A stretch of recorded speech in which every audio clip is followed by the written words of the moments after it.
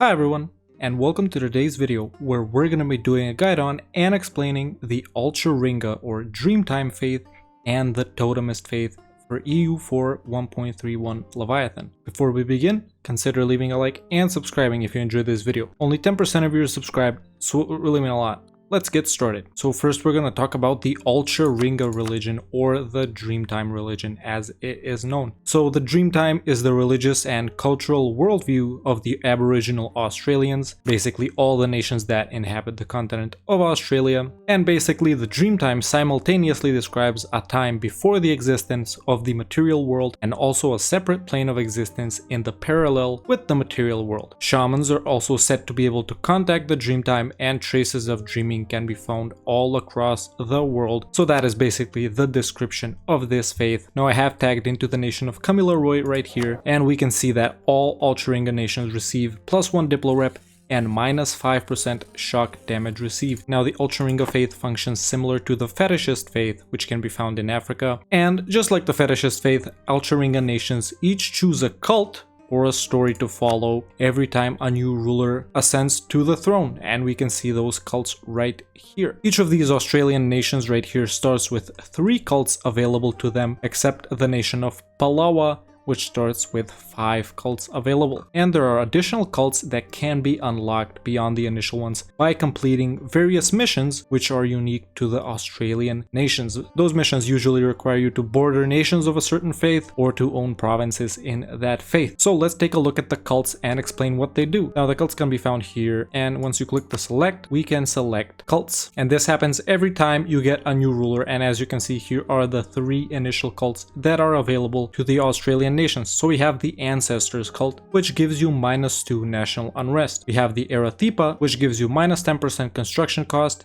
and -5% development cost. And we have the Crow cult, which gives you +10% morale of armies and +5% movement speed. Now, at the beginning of the game, I do recommend taking the Erathipa cult, as it will help you to expand rapidly as a native nation. You don't even need the Crow cult to take care of the rest of these guys. They're not that strong. None of these nations are that strong in the beginning, and you won't be needing the National Unrest one either, since it's all basically one culture group and one religion in Australia. So those are the 3 initial cults. Now when you go into the missions, we can see these missions right here, and there are 10 of them, which basically means there are 10 cults to be unlocked. Along with the existing 3, there are 13 cults in total. So let's explain these missions and the cults you get from them. The first mission is engage in Makassar trade, and you need to be the strongest trade power in Australia and have 25% or more trade power in the Great Barrier Reef trade node, which is basically this trade node. And then you will unlock the cult Islamic Dreaming. The Islamic Dreaming cult gives you +1 merchant and +10% domestic trade power. Then we have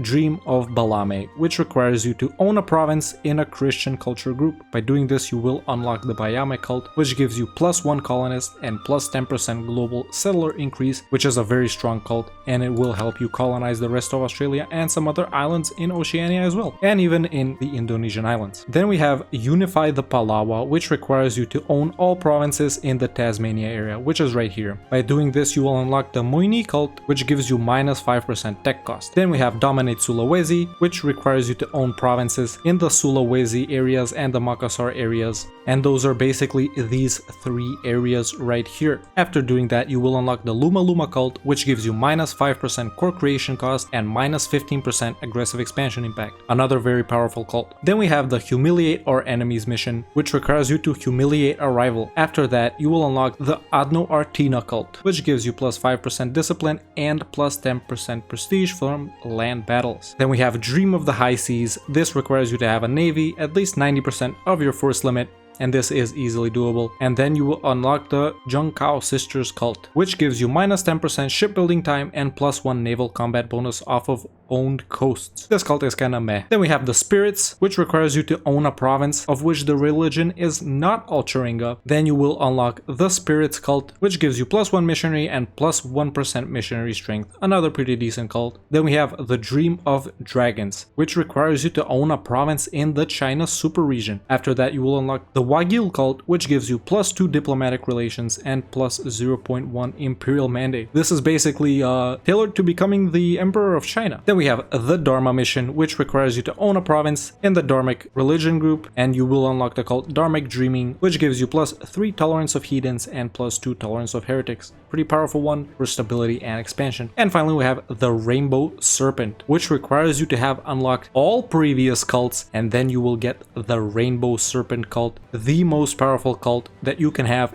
which gives you +1 monthly admin, +1 monthly diplo, and +1 monthly military power. This is an extremely powerful cult, and of course this is basically the one you should always be taking when you unlock it, since those 3 monarch points a month do mean quite a lot. And that's basically the unique mechanics of the Alcheringa religion. Pretty familiar if you've played as a fetishist nation, but it's a very nice touch that you unlock the cults from missions and not just bordering nations and such, since all the missions have different requirements. Now I have tagged into the nation of Wichita, and we will be explaining the Totemist Faith. So the Totemist belief teaches that every individual has a spiritual kinship with an animal, which is basically the totem. Those who share a totem animal form clans and consider themselves family. In the game, Totemism is the state religion of all of the North American native states, as you can see in the religion map mode, and is present in most of the North American continent. Of course, Totemism isn't one religion and is basically just a religion that represents all the different faiths that the North American nations had. In the religion interface screen, we can see that all Totemist nations receive -1 national unrest and +1 tolerance of the true faith. All Totemist provinces also receive +2% local missionary strength, so that's why it's very easy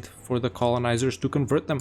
Now, Totemist was kind of bland before Leviathan, but with the addition of the Leviathan DLC, it has become one of my favorite religions in EU4, and definitely one of the more powerful ones for sure. So let's explain the mechanics. Now, if we go into the religion interface screen, we can see the Ancestors tab. Now, what does this mean? As we can see, there are 10 available slots, which means you can add 10 ancestors to your nation, which will give you permanent modifiers until the end of the game. But what are ancestors? Well, here's our ruler. He is a 3/3/4 architectural visionary, which means he gives us -20% construction cost. Now, Totemist rulers only have 1 personality trait as opposed to the regular 3, but this is because Totemist rulers get higher bonuses than other rulers who have 3 traits. So if the regular trait is -5% construction cost, as we can see, our ruler here has -20% construction cost. Totemist rulers also do not get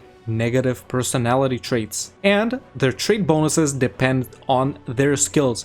So if we had a 001 ruler, this would be like -7.5% construction cost. I don't know exactly how it's determined, maybe up to 6 points, you get the lowest tier, up to 12 points, you get the mid tier, and up to 18 points you get the full tier, which basically gives you the highest bonus. But either way, the bonuses that Totemist rulers get are insane. Now, let's see what happens when this chief dies. Now, as you can see, we have a new ruler since the previous ruler died, and we have a 663 plus 20% goods produced modifier as his personality, which is an insane ruler, to be honest. So I'm gonna get another ruler right now and then explain the ancestors. So as you can see, now I have a third ruler, and he has a 143 and another goods produced guy, which is excellent, so we can explain. So basically, we're gonna go into the religion interface, and now as we can see, we can pick an ancestor. And ancestors are basically our previous rulers.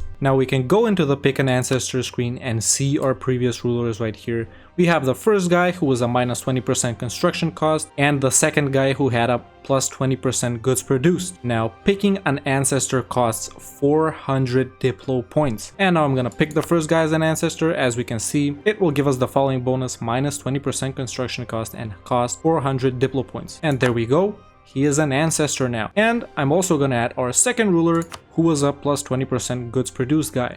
So now these ancestors give us permanent modifiers. We have -20% construction cost for the rest of the game and +20% goods produced for the rest of the game too. Now, one thing you do need to know is that you can't remove ancestors. Once you have added them, you can't take them out. And now, since this guy is a plus 20% goods produced guide too, you would think that you might be able to stack these and get like, I don't know, plus 200% discipline, plus 200% goods produced, minus 100 construction cost, but actually you can't add an ancestor if you already have an ancestor with the same trait.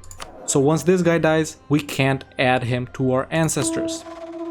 And if we go into the government tab and click on modifiers, we can see we have goods produced plus 20, which is ancestor, blah blah blah, is industrious, and level bonus. Basically, his initial trait is plus 10% goods produced, but the bonus, because he is a totemist, is another 10%. And if we go into the buildings, we can see that this building is supposed to cost 200 ducats, but it actually costs 160 because we have minus 20% construction cost. And that is basically how the new Totemist religion works and how the ancestors and rulers work. You get excellent traits, even though it's only one trait. You can never have negative traits, and you can later add them to your ancestors to get them for the rest of the game. So if you get a weak ruler and he has a weak personality trait, something you don't need too much, wait around for the next guy and see what kind of bonuses you will get. Of course, you should add all the bonuses on your first 1 or 2 rulers, since you need to get these modifiers going. But after that, you do have time to think about it. Remember, you can't remove them.